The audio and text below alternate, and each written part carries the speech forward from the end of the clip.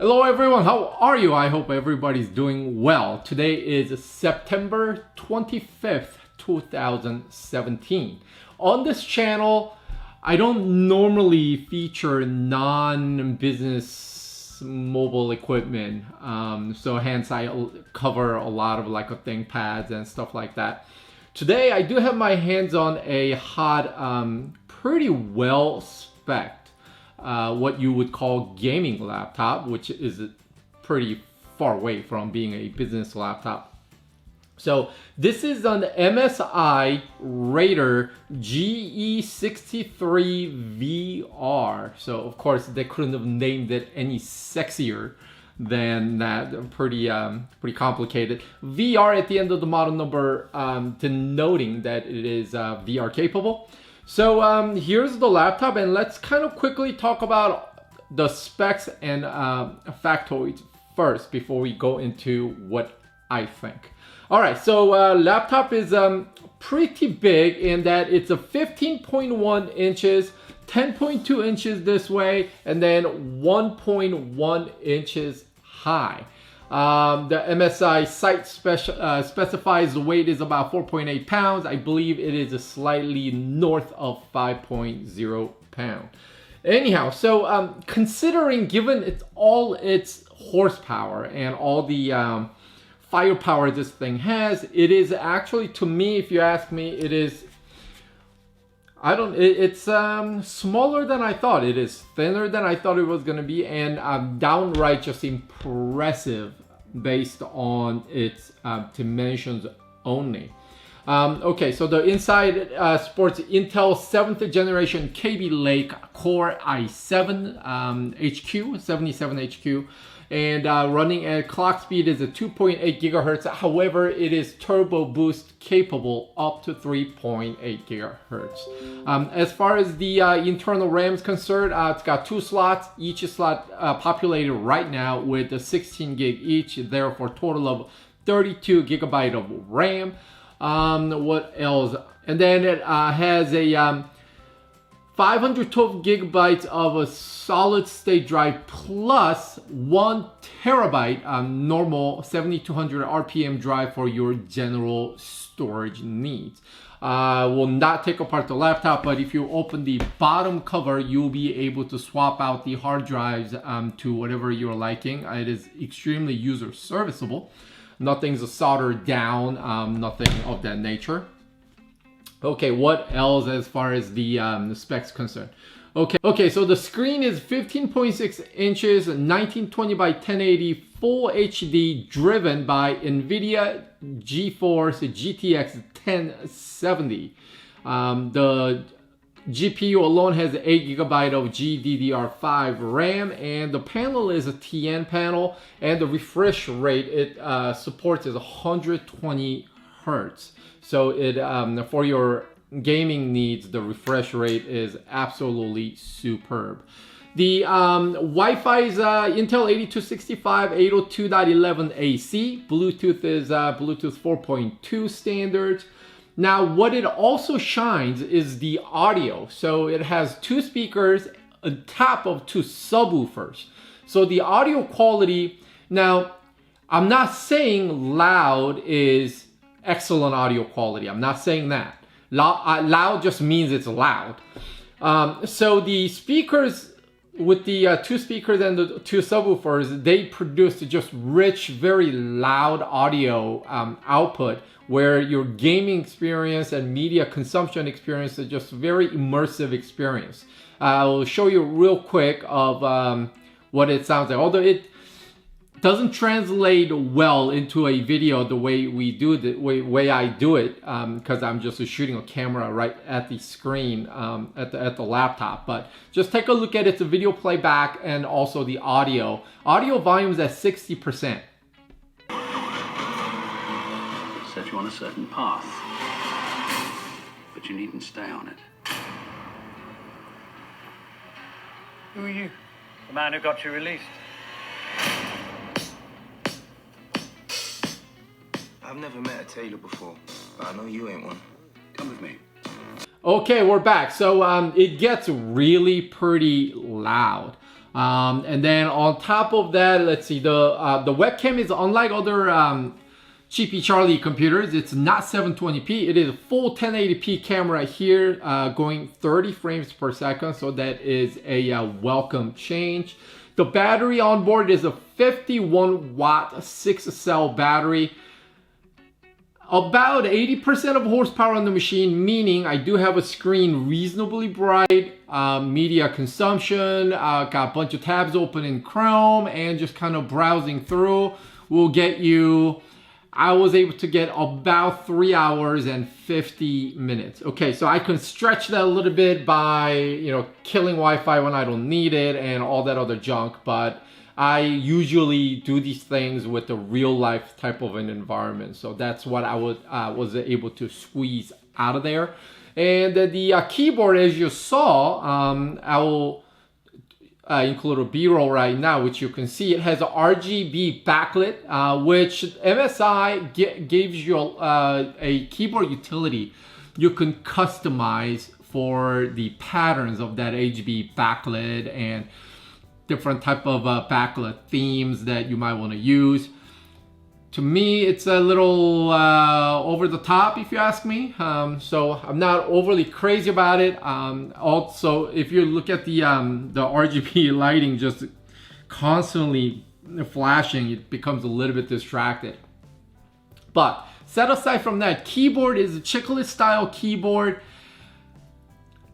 To be honest, I'm not overly crazy about the way the keys are working for daily touch typing. I think while I would not say it's a mush, it is, what's the word I'm looking for here? It's, the attack is a little, I want a little bit more fight from the keys when I press down.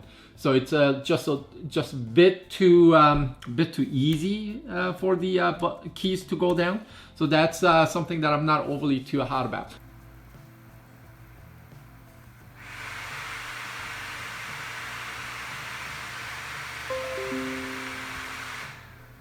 So let's now take a look at the exterior of the laptop. So on one side you have the much needed vent. This laptop has 4 main vents, one each, and then 2 on this side and 1, and then you also have some huge ventilation design on the bottom there. So on this side you have your Kensington lock, you got your vent, gigabit Ethernet, full-size HDMI mini display port, USB 3.0, which lights up red, by the way, to go with the theme. And then you have your USB Type-C, you have your audio out and audio in. So surprisingly, it doesn't use the audio combo jack. So that's that. Nothing on this side. And looking over on this side, you have your power in, vent, additional 2 USB 3.0 ports, and then SD card slot, and nothing on this side.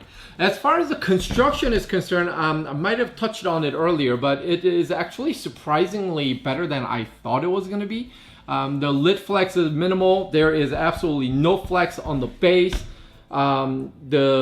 Obviously, because of the dimension of the laptop, the keys are very comfortably spaced. The trackpad, the Microsoft Precision trackpad is big, huge. The buttons are reasonably okay. I'm not much of a complaint there, so that's all right.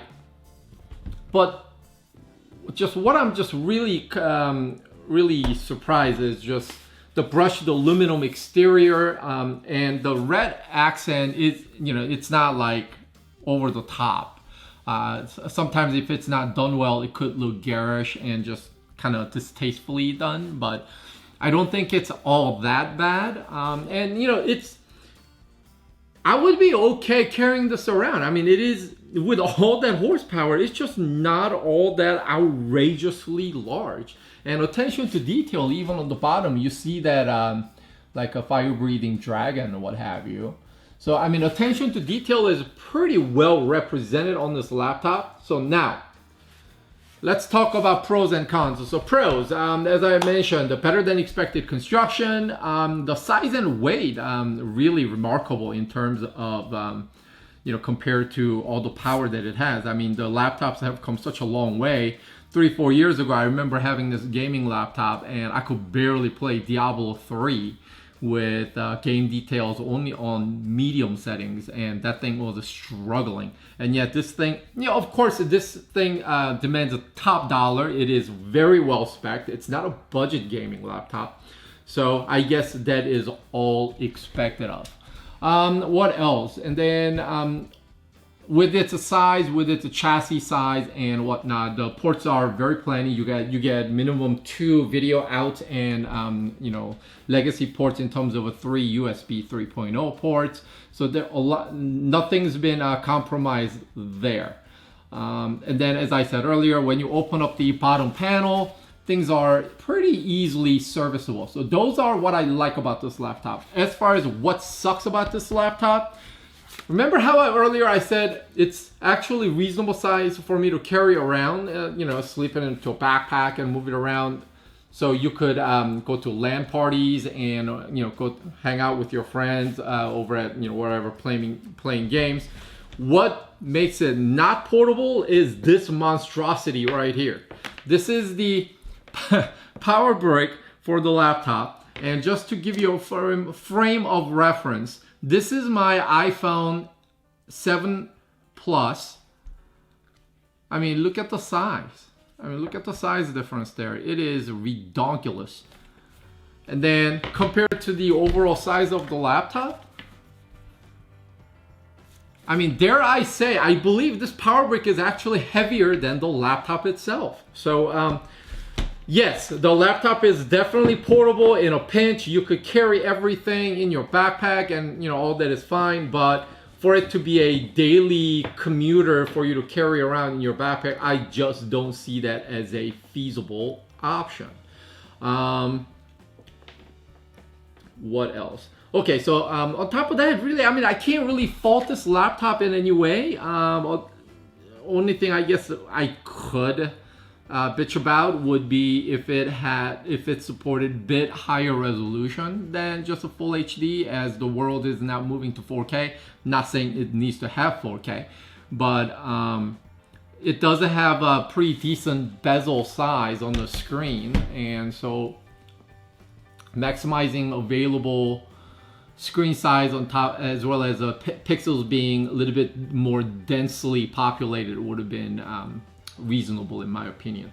So with that, if you're looking for a full-featured gaming laptop that is well built, performs well, MSI gives you a lot of utilities to tweak this thing to nth degree, right down to the keyboard RGB backlit patterns, the fan controls and throttling of the performance and everything. So if you are in the market to get a very well performing gaming laptop on for your gaming needs on the go, I highly recommend this particular laptop from MSI. Okay, that was my review for MSI GE63VR Raider. All right, until next time, everybody, take care.